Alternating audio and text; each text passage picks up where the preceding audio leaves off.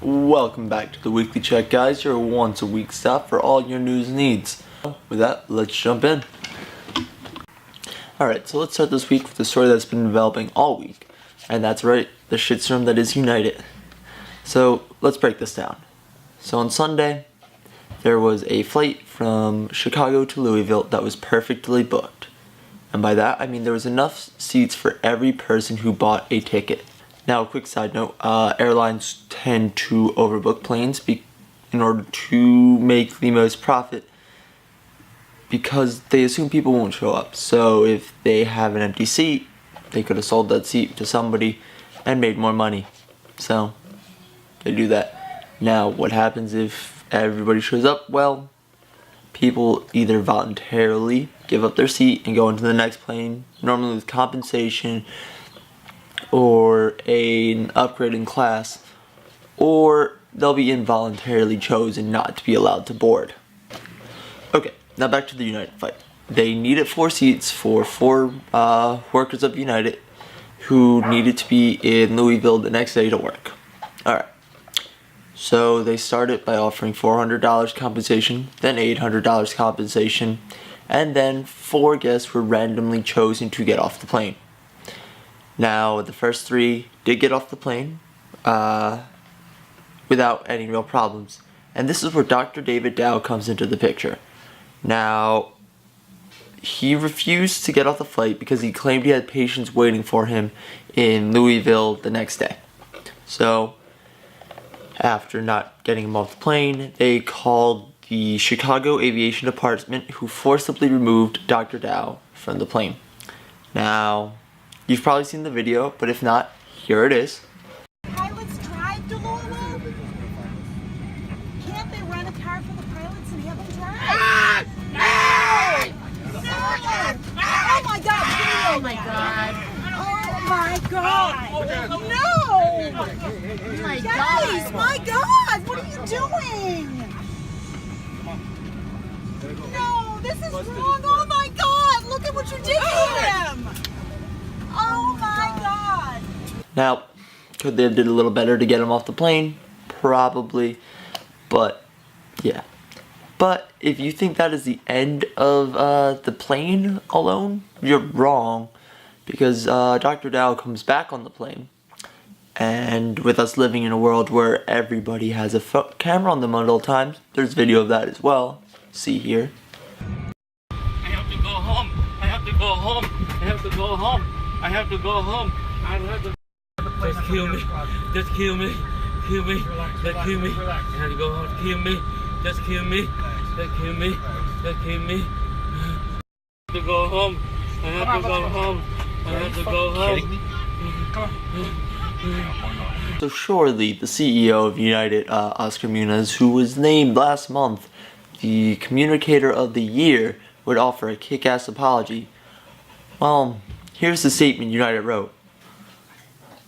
This is an upsetting event for all of us here at United. I apologize for having to accommodate these customers. Our team is moving with a sense of urgency to work with authorities to conduct our own detailed review of what happened.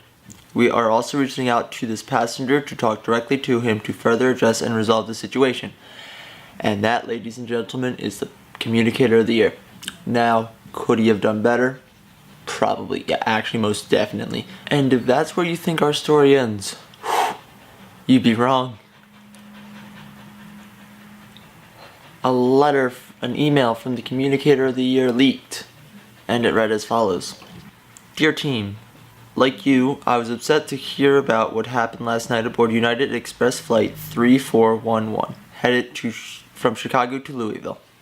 While the facts and circumstances are still evolving, especially with respect to why the customer defied Chicago aviation security officers the way he did, to give you a clearer picture of what transpired, I have included a recap from preliminary reports filed by our employees.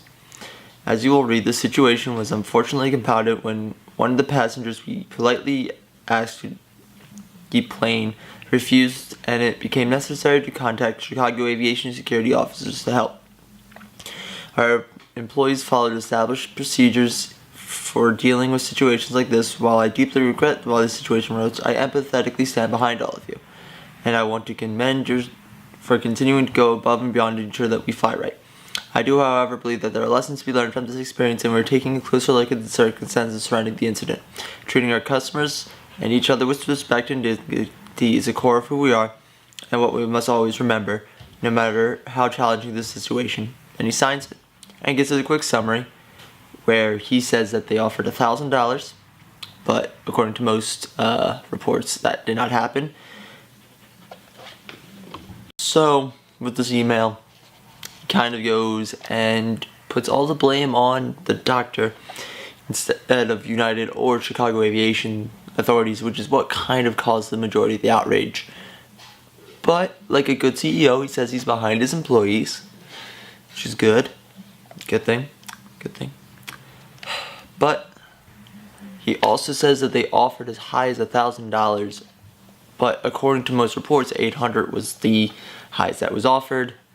So we're not sure exactly how much was offered. So I'm going to shift the story a little bit now to China, where there was a huge outrage because, well, he is Asian.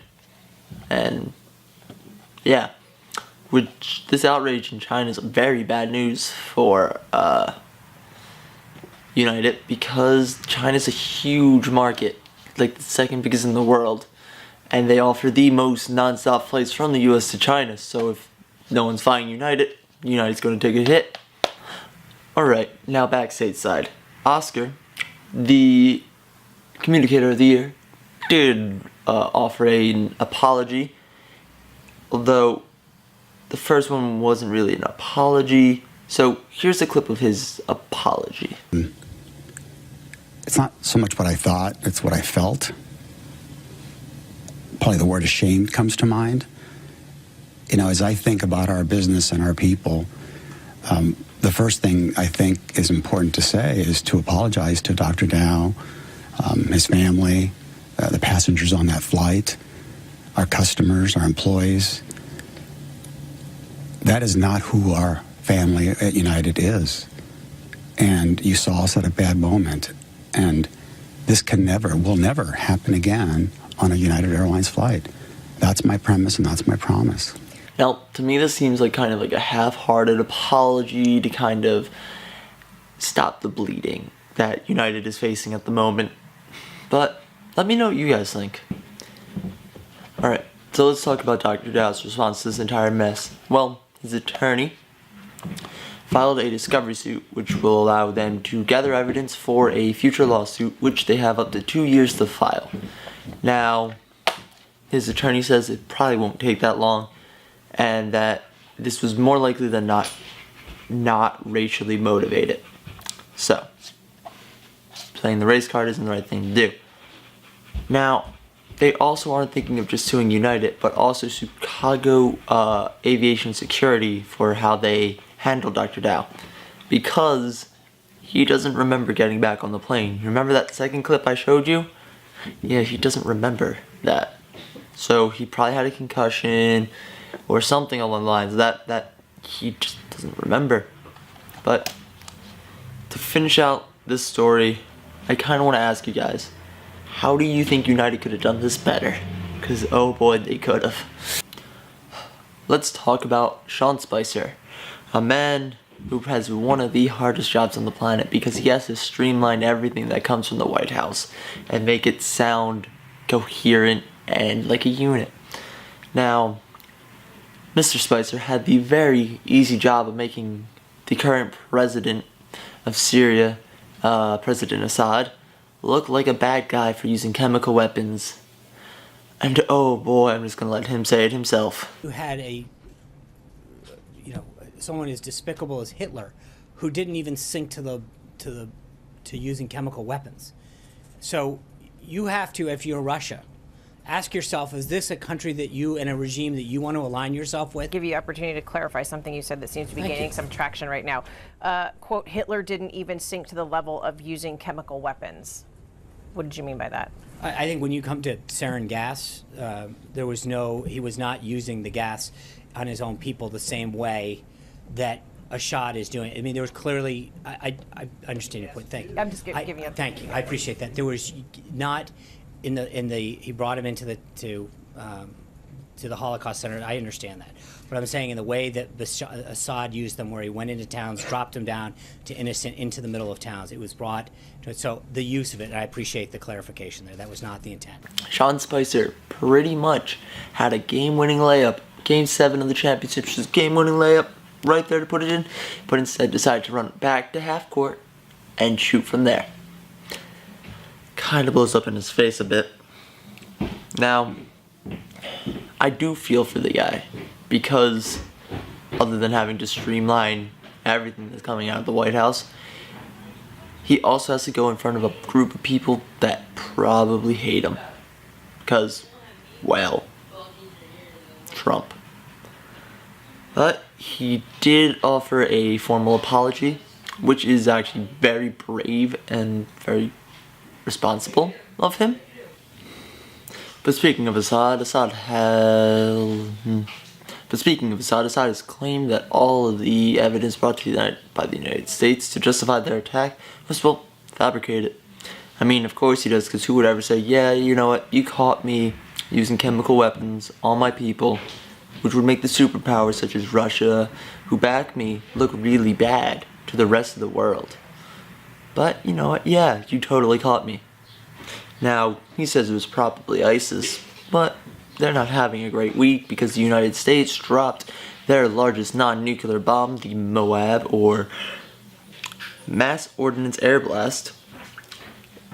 Now, this bomb has the strength of 10 tons of TNT, which is only slightly weaker than the bomb we dropped on Hiroshima, which had a strength of 15 tons of TNT. Now, this bomb has a very select target range of people in caves or tunnel systems or mines because of like how it works. So it sends out a second blast that penetrates into the ground more instead of out. So yeah, this is also the first time a bomb like this has ever been used in an active combat zone.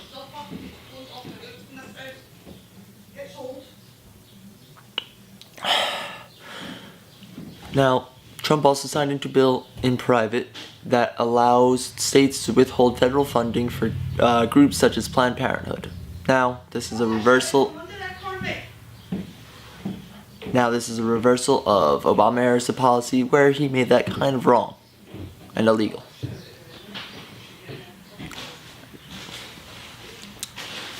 Now, speaking of space, let's talk about space for a second, because I just like talking about space.